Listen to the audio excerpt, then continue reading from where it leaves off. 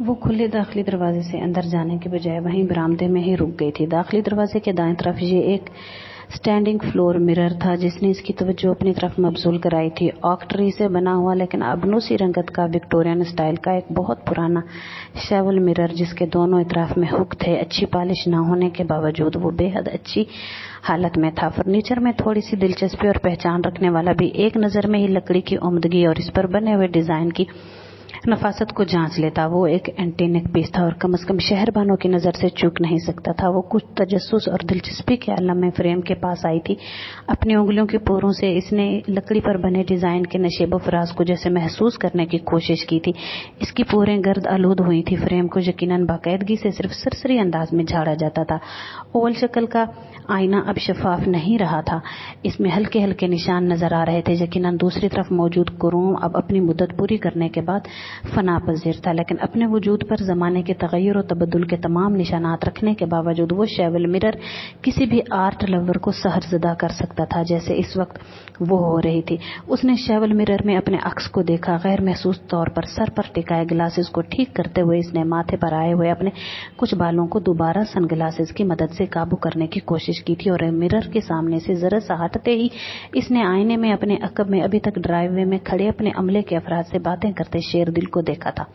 وہ رہائش گاہ کا سامنے موجود لان کے حوالے سے ہاتھ کے اشارے سے اپنے پیے سے کچھ کہہ رہا تھا۔ شہربانوں کے برعکس اس کے گلاسز اس کی آنکھوں پر تھے۔ سیاہ ٹراؤزر کے اوپر سفید شرٹ اور سیاہی جیکٹ پہنے وہ ڈریس میں ہونے کے باوجود بے حد فارمل حلیے میں لگ رہا تھا۔ 6 فٹ سے نکلتے قد کے ساتھ اپنے تیکھے نقوش اور کثرتی جسم کے ساتھ وہ اب بھی ہمیشہ کی طرح پکچر پرفیکٹ لگ رہا تھا۔ ڈرائیو وے کی آرچ سے نظر آتے عمارت کے سامنے والے لان کے داخلی راستے میں کھڑے اس کے چہرے پر دھوپ پڑ رہی تھی۔ شہربانوں کے چہرے پر مسکراہٹ رینگ گئی۔ ایک عجیب سے استحقاق نے اسے سرشار کیا تھا۔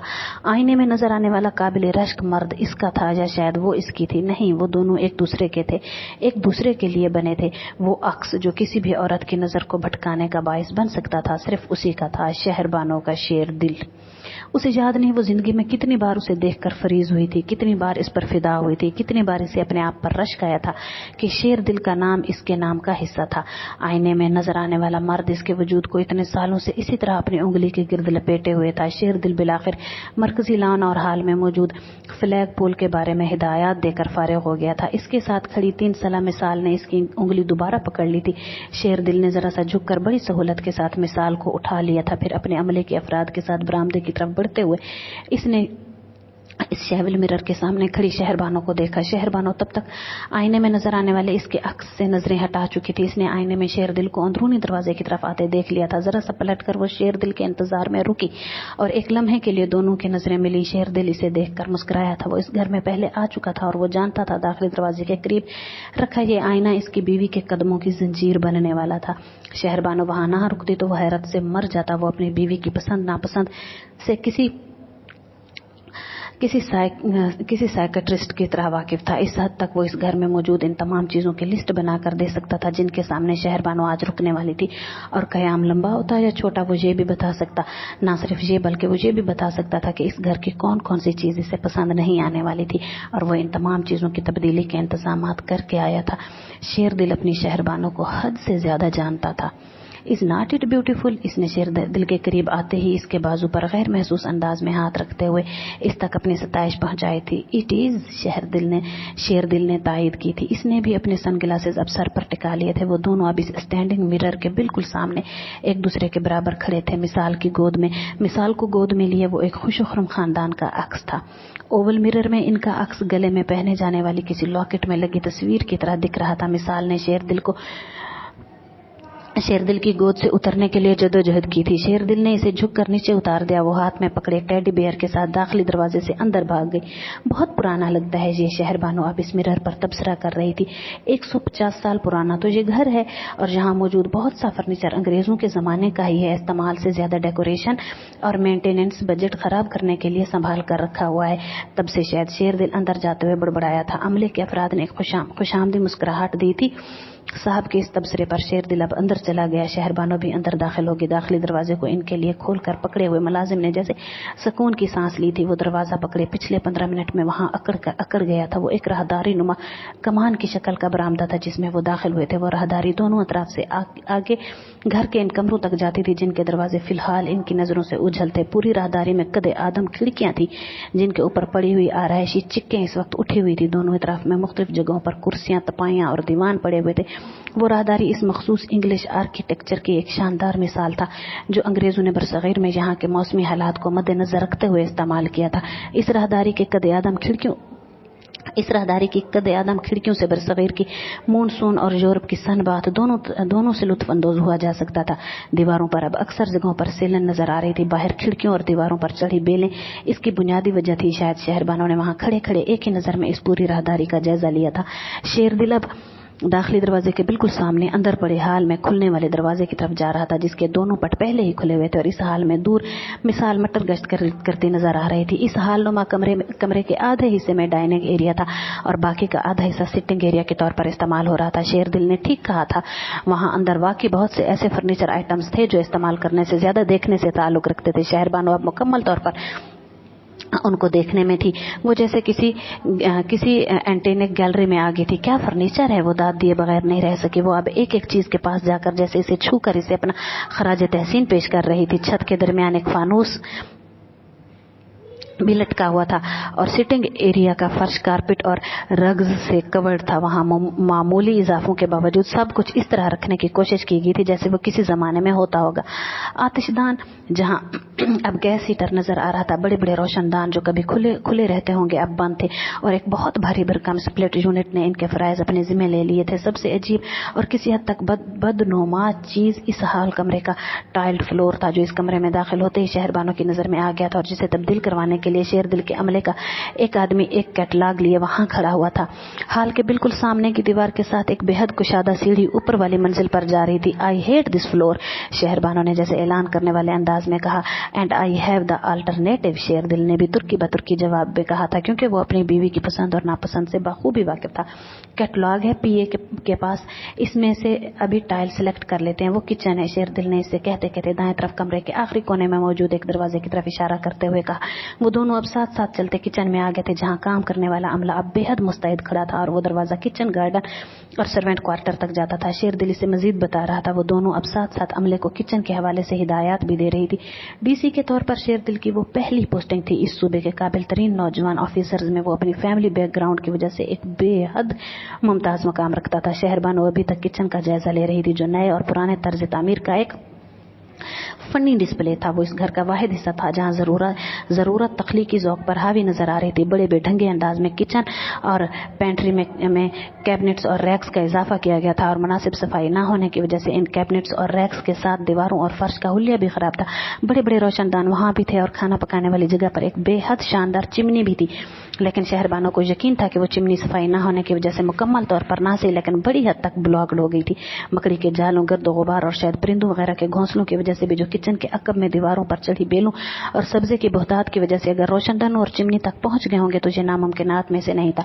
इसी से अंदाजा नहीं था कि चिमनी में चिड़ियों के नहीं चमगादड़ों के भी ठिकाने थे जिनका सामना इससे बाद में होने वाला था। चिमनी ही के हिस्से में चूल्हा रखने की जगह से कुछ ऊपर दीवार में एक एग्जॉस्ट फैन लगा हुआ था जिसकी बाहर वाली जाली चिकनाई से अटी हुई थी और धुएं से स्याह थी। नीचे मौजूद कुकिंग रेंज बहुत पुराना नहीं था लेकिन कसरत इस्तेमाल और नाकिस सफाई से वो भी इस वक्त कम से कम 100 साल पुराना लग रहा था। सिंक के पास एक जगह वाटर फिल्टर लगा हुआ था और वो अंदर और बाहर से जितना गंदा लग रहा था अगर कोई देखने वाला फिल्टर का नहीं बल्कि नलके का पानी पीने पर इसरार करता तो ये उसकी समझदारी समझी जाती। ऐसी ही हालत कुछ पास मौजूद सिंक की थी। किचन में जो थोड़ी बहुत सफाई फिलहाल मौजूद थी इसकी वजह यही थी कि वहां पिछले कई दिनों से कुछ नहीं पक रहा था। कम से कम इसके अलावा शेरदिल को और कोई वजह नजर नहीं आई थी। अगर इसके विजिट की तवक्को करते हुए कुछ सफाई करने की कोशिश की गई थी तो वो भी इसे नजर नहीं आ रहा था। इसने ऐसे मुतवक्के और यकीनी विजिट पर सरकारी अमले की लेपापोती की। इससे कई बेहतर कोशिशें देखी थी। मलामत और डांट फटकार का फिलहाल कोई फायदा नहीं था। ये प्रोग्राम बाद में भी मुनक्किद किया जा सकता था। फिलहाल जरूरी था कि किचन में जो तब्दीलियां मतलूब थी इनके बारे में हिदायत दी जाती। सो शेरदिल वही कर रहा था और शहरबानो खामोशी से किचन का जायजा लेती रही। वो जानती थी कि हिदायत की ये सिर्फ पहली किस्त थी, ऐसी कई एक साथ आगे चलकर भी अदा करनी थी और इसे और शेरदिल दोनों को ये किस्तें अदा करनी थी, क्योंकि वो घर बिलाशुबा शानदार था, लेकिन फर्नीचर के अलावा वहां मुरम्मत के काफी इश्यूज थे।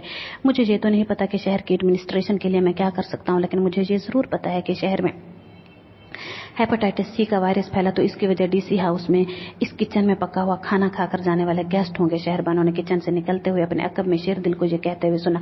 इसके चेहरे पर मुस्कुराहट आई थी। वो शेरदिल के इन टेनिक एंड चेक्स रिमार्क्स की आदी थी, क्योंकि वो हमेशा सीरियस बात को भी मजाक के अंदाज में कर लेता था। मास्टर बेडरूम कहाँ है? वापस हाल में आते हुए इसने शेरदिल से पूछा। ऊपर। इसने सीढ़ी की तरफ इशारा किया। शहरबानो हैरान हुई। वो पहला सरकारी घर था जिसका मास्टर बेडरूम ऊपर था। नीचे क्या बेडरूम ही नहीं है? इसने शेरदिल से पूछा। 3 बेडरूम है नीचे, लेकिन मास्टर बेडरूम ऊपर है।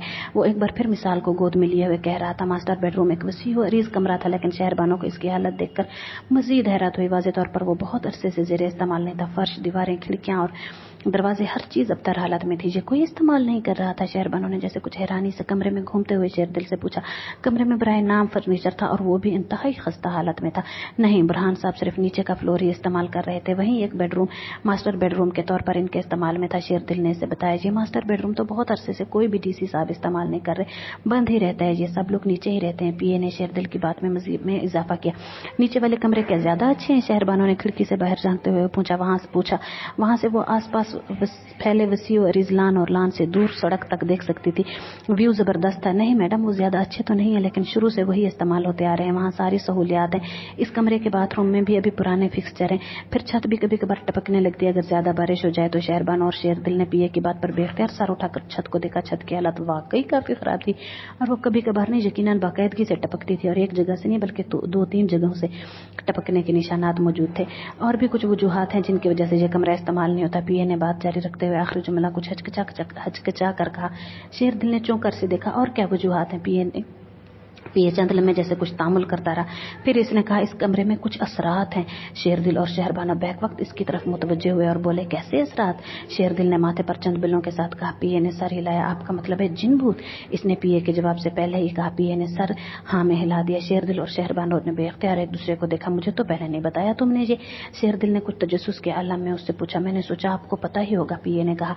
शहरबानो अब जैसे असरनो इस कमरे का जायजा ले रही थी। मुझे कैसे पता हो सकता था इस बात का? और क्या बैकग्राउंड है इन जिन साहिबान का? तंग करते हैं या सिर्फ रिहाइश पजीर हैं? शेरदिल भी अब इस कमरे को एक नई नजर से देख रहा था। जिन नहीं है वो? पीए कुछ हिचकिचाया। शेरदिल और शहरबानो एक बार फिर इसे देखा। वो बोने हैं। पीए ने बात मुकम्मल की। बोने? शहरबानो ने शेरदिल को देखा। इसने जवाब दिया और हंसा कि जी, इंटरेस्टिंग वजह से इस इंकिशाफ से लुत्फ अंदोज हुआ था। तो बोने हैं इस कमरे में? अब वो मुस्कुराती नजरों से कमरे का जायजा ले रहा था। पीए ज्यादा संजीदा हुआ। इसकी हंसी से इसे लगा शेरदिल को इसकी बात पर यकीन नहीं है। कितने बोने साहिबान है यहाँ? शेरदिल ने कुछ दिलचस्पी लेते हुए कहा। ये तो मुझे नहीं पता कितने बोने हैं यहाँ पर। पीए ने वहां खड़े घर के एक मुलाजिम से पूछा। ठीक से तो नहीं पता, लेकिन कहते हैं 4-5 इधर मौजूद हैं। मुलाजिम ने इस अचानक आने वाले सवाल पर कुछ गड़बड़ कर जवाब दिया। और कब से हैं ये यहाँ? शेरदिल ने बराह रास्त इस मुलाजिम से सवाल जवाब शुरू कर दिए थे। ये भी ठीक से नहीं पता सर जी, कहते हैं हमेशा से। अख्तर शेरदिल के बराह रास्त सवाल से कुछ और गड़बड़ाया था। हमेशा से? कब से? इसका कुछ तो पता होगा। क्या ये जब से घर बना है तब से मौजूद है? शेरदिल बेसाख्ता मुस्कुराकर शहरबानो को देखा। वो नहीं मुस्कुराई। वो कुछ मुतवहिश थी। वो वहमी नहीं थी, लेकिन वो बहरहाल इन चीजों पर यकीन रखती थी। जिन भूतों का तो मैंने सुना है, लेकिन ये बोनों के बारे में मैं पहली बार सुन रहा हूँ। तुम्हारा कोई एक्सपीरियंस या इन्फॉर्मेशन है? शहरबानो ने शेरदिल के सवाल को मुकम्मल तौर पर नजरअंदाज किया। वो जानती थी वो सवाल नहीं था, वो इसे छेड़ रहा था। इसे हॉरर स्टोरीज पढ़ने का शौक था और खास तौर पर सुपर नेचुरल चीजों के हवाले से। तंग करते हैं? शेरदिल ने दोबारा अख्तर से पूछा। जी कभी कभी। मसलन क्या करते हैं? किस तरह तंग करते हैं? शेरदिल ने मजीद दिलचस्पी लेते हुए इससे पूछा। चीजें छुपा देते हैं, आवाजें देते हैं, इसी तरह के काम करते हैं। अख्तर कुछ हिचकिचा रहा था। इस कमरे में खड़े होकर बोनों के बारे में बातें करते हुए वजह से कुछ परेशान हो रहा था। आवाजें देते हैं? अच्छा। शेरदिल को मजीद तजस्सुस हुआ। किसी ने देखा है इन्हें? बहुत दफा। अख्तर ने बेसाख्ता कहा। किसने? शेरदिल संजीदा होकर पूछा। घर में जो मुलाजिम है उन्होंने देखे हैं कई बार, बस इसी कमरे में रहते हैं। शेरदिल अब जैसे तफ्तीश करने के मूड में था। नहीं, सिर्फ इस कमरे तक नहीं रहते, घर में घूमते फिरते रहते हैं, खासतौर पर किचन में।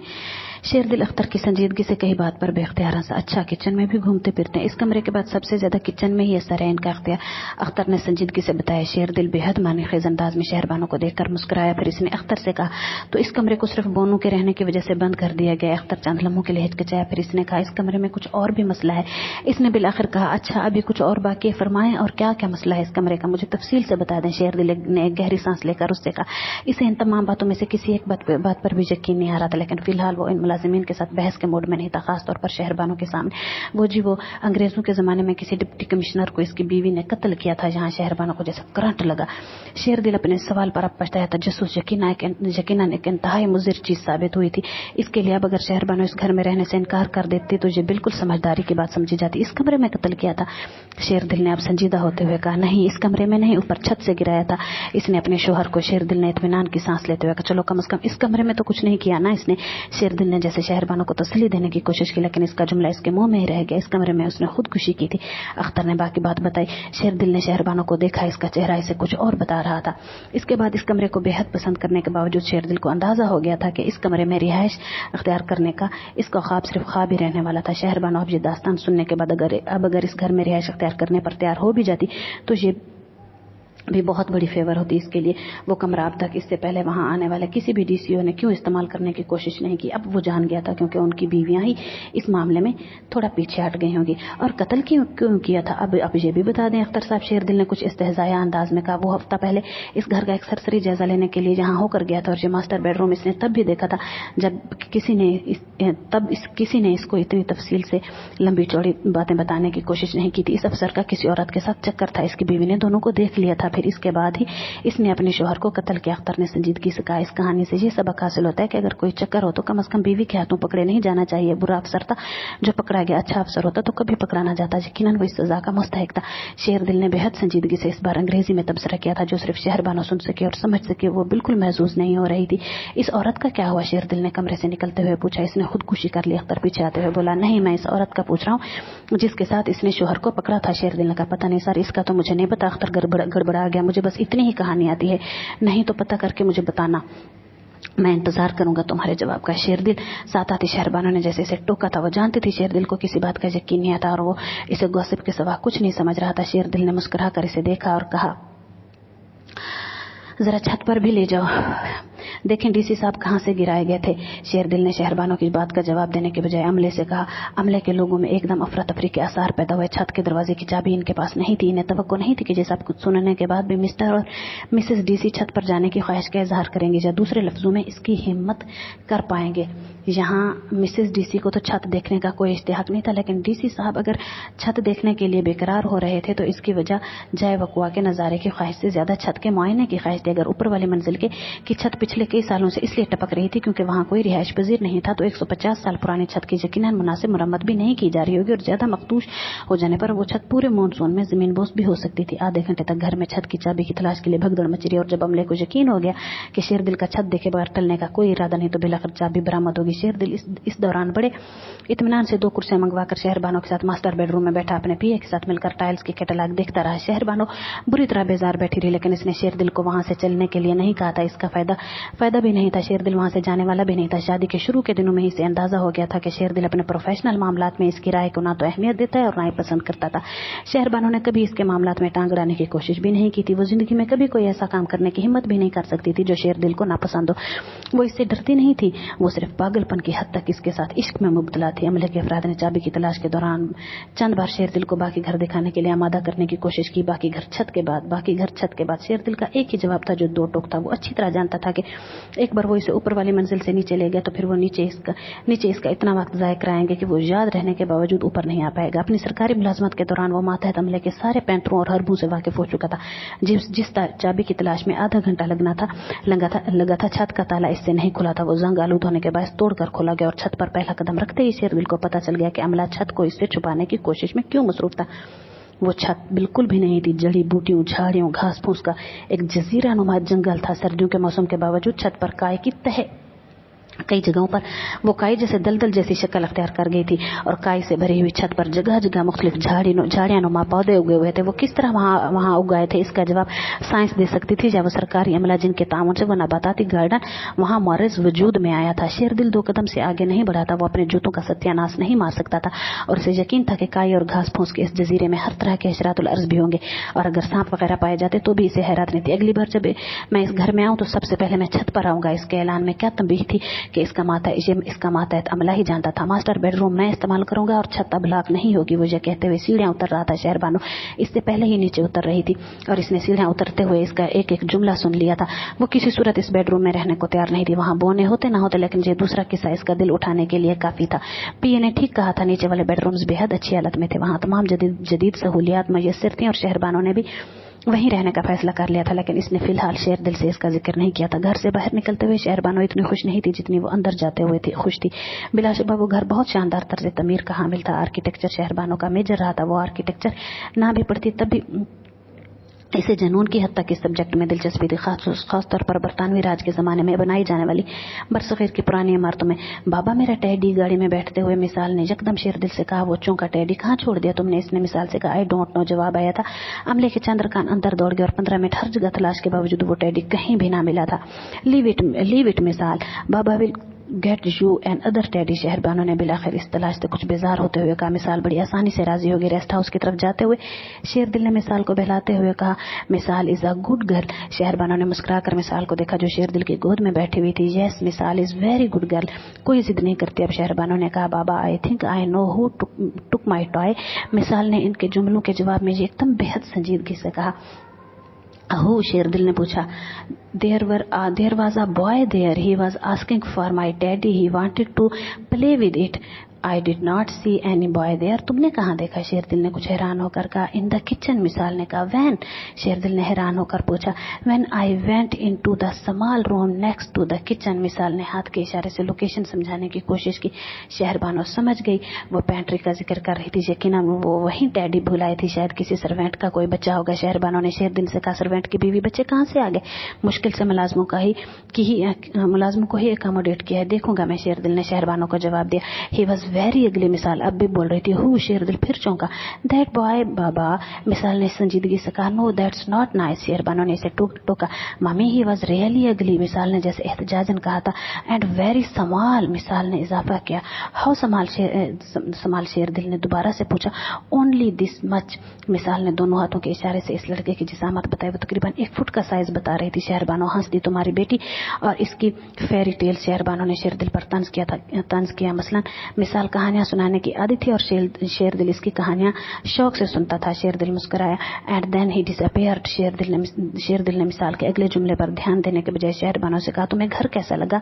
मेरा ख्याल है रेस्ट हाउस पहुंचकर बात करते हैं। शहरबानो ने जैसे शेरदिल को ड्राइवर की मौजूदगी का एहसास दिलाया। शेरदिल को इसी जवाब की तवक्को थी, यानी शहरबानो को एतराजात थे। शेरदिल ने बेइख्तियार गहरी सांस ली।